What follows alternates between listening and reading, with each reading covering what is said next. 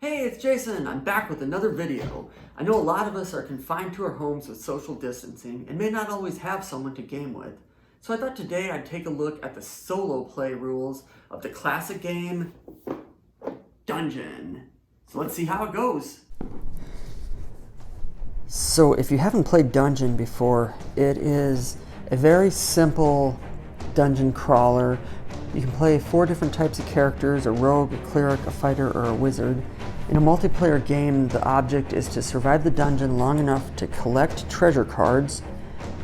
You add up the value of the treasure in gold pieces, and once you get to your character's goal, so for example the rogue would need 10,000 gold pieces, you bring it back to the starting point of the game, and that's how you win.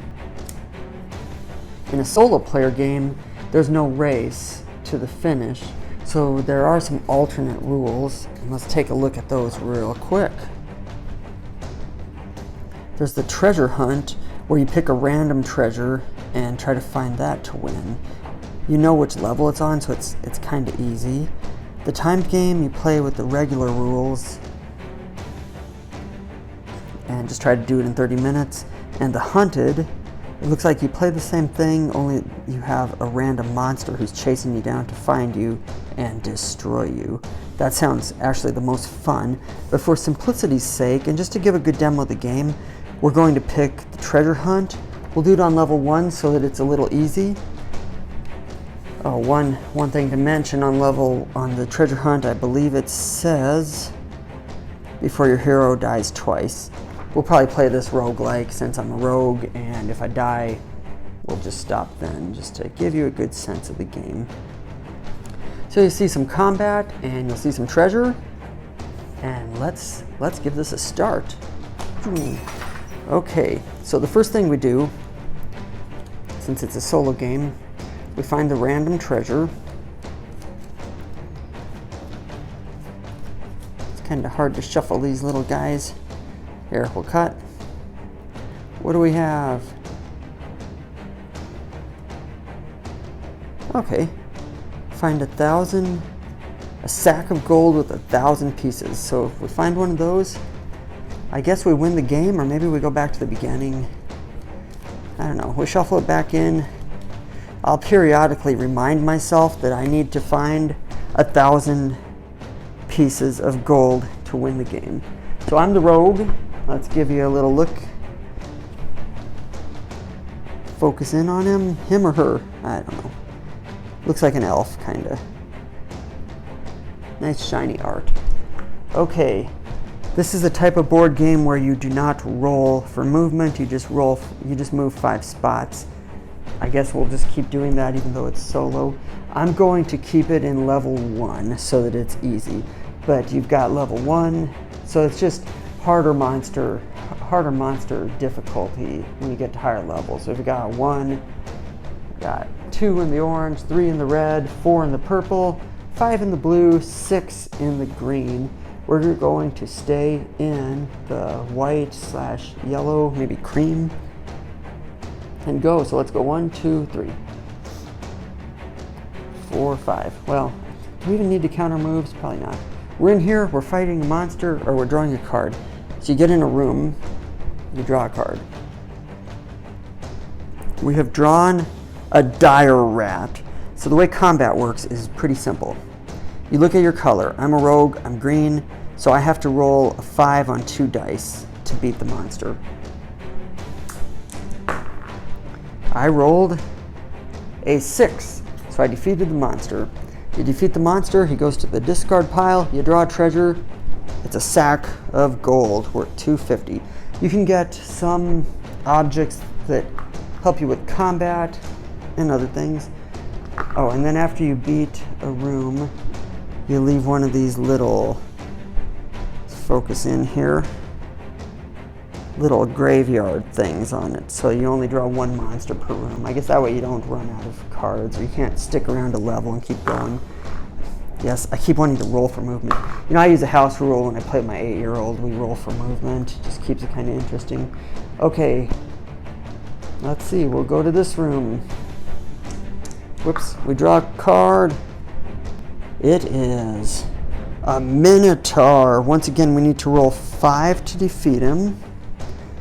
Let's give that a try. We rolled a 6. We defeated that guy too. Whoops. Draw a card. And it is another sack of gold for 250. So my treasure count is right now 250. If we were in a 2-player game, I would already have 500 and be close to my goal. One thing you've always got to remember is those little graveyard things. Okay, we take another turn. Let's go 1, 2, 3, 4. Okay. In the actual rules, you move 5 spaces, or you can stop if you get to a room.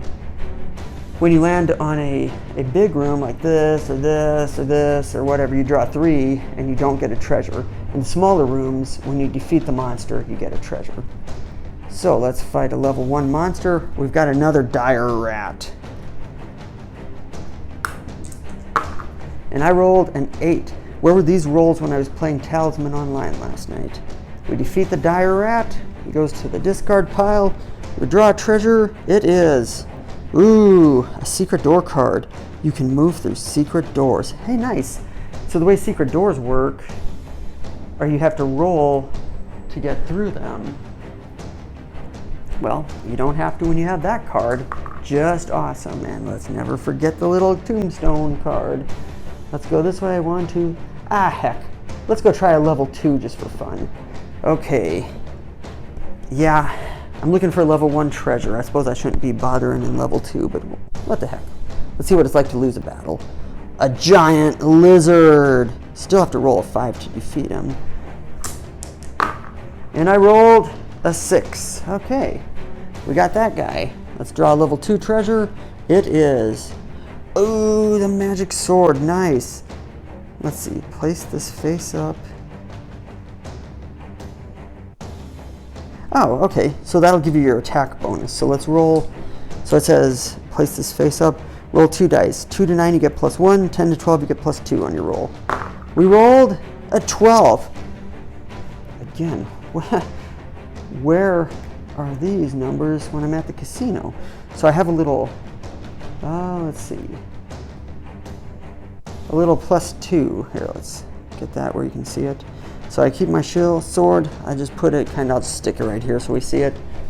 And it has a +2. So now I get to roll 2 to all of my rolls. So I'm basically invincible for a solo run, especially if I'm sticking around level 1. But let's keep going and just defeat the game then. Let's see, here's a secret door right here. But I would have to roll to see if I could find it. But since I've got the secret door card, as you can see here, you can move through all secret doors. So I don't have to roll. I go through it. I get into this room. We draw a monster. It is a kobold. Wow, what a weak guy. So I only have to roll a 4 to beat him. And I rolled a 6. And with that magic sword, that actually means I rolled an 8, so he's defeated. We draw a card. It is a sack of gold, not the one I'm looking for though. This is 750. We put the tombstone in place, and we keep exploring. Let's go, let's see, oh, we're here. Let's go this way. 1, 2, 3, 4, 5. 1, 2, 3, 4, 5. Let's play by the real rules. Draw a monster. What do we got? We've got a goblin, and we only have to roll a 3. Just crazy. So with my +2, I only have to roll a 1. So we rolled a 5. We beat him. We get a treasure. It is another magic sword. You can only use 1 at a time. You can still keep it though. So if I would happen to lose my other magic sword, that's cool. I would have another one. I should real quick say what happens if you lose a battle, shouldn't I? You've got, if you lose a battle, which means you just roll less than the number they say. Down here we've got the rules. You can, if you roll 2 dice. If you roll a 12, you're crushed. Drop all your treasure cards, select new hero, and place it back on the Great Hall. The Great Hall is where you start. So basically if you roll a double 6, you die and start over. If you roll an 11, drop half your treasure cards randomly and and place your hero back at the Great Hall. At 8 to 10, you drop 1 random treasure card and retreat 1 space and lose a turn. If you roll a 6 or 7, you drop 1 treasure card, and if you roll 5 or lower, the monster missed his attack and you're not harmed. So that's kind of cool. Let's drop a Gravestard there. Let's go this way to this. Let's draw our monster. Another goblin that we shall basically defeat. We really don't even need to roll. I had no idea this is this easy on solo play. I would have went a little higher level, I guess, but... Ooh, and there it is. There's the $1,000 sack of gold that I needed to win the game. So, I guess all I need to do... Well, you know, I would go back. I go back, and I won the game. How about that? So my solo record for dungeon is actually 1-0. Let's cue a celebration, huh? You know, let's give you a quick review.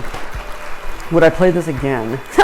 This took like 5 minutes, so yeah, I would probably play it again. I'd probably do it on a harder level. The game is designed for, you know, it says 1 to, gosh, what's the box say? Like 1 to 6 players or something like that. And it's a fun game with a team. Maybe we'll do a demo with more people. When you play with multiple players, I do have a complaint that you don't really interact with the other players. You're really just a race to get the gold. You know, here it was a race to get the $1,000 bag of gold in a multiple player game. You know, it would be a race to get to your this. You know, it'd be a race to get to this. The reason it's a little more difficult, so a fighter you need 20,000, a wizard you need 30,000, is they're higher level characters, so they just play on the higher board. So, you know, if you're a wizard, you're playing on the level 5 and 6 monsters, or 4 through 6 monsters. So your treasures just bring more gold. So it doesn't really make any difference, in my opinion. As far as other parts of a review of this, they gave it a D&D label. I believe it was originally published by TSR. I'll fact check that and leave a note on the comments. But after Wizards of the Coast bought TSR and Dungeons & Dragons, they relabeled this as actual Dungeons & Dragons dungeon. So it's kind of cool telling my kids, hey, let's play Dungeons & Dragons, and we just played this. But I do have one really big complaint about this game, and it's that there's no leveling up. You know, I'm a rogue, and that's it. You know, the combat is only for treasure. I would like to see it have more of a mechanic like Talisman, where you can defeat monsters, gain experience, and go up levels and get stronger as you go. But I guess I need to just remember it's not that kind of game. Although it should be if they stick a Dungeons & Dragons label on it, right? Oh well, I guess that's it. That's my review. That's our solo playthrough. Hope you guys are doing okay during the social distancing and quarantine, and hope this is all done soon. I've been enjoying reviewing these games for this channel while we're on a soft lockdown, so I hope you guys are having fun. Be sure to click that subscribe button, and I will be back with another video next week. So until then, thanks for watching.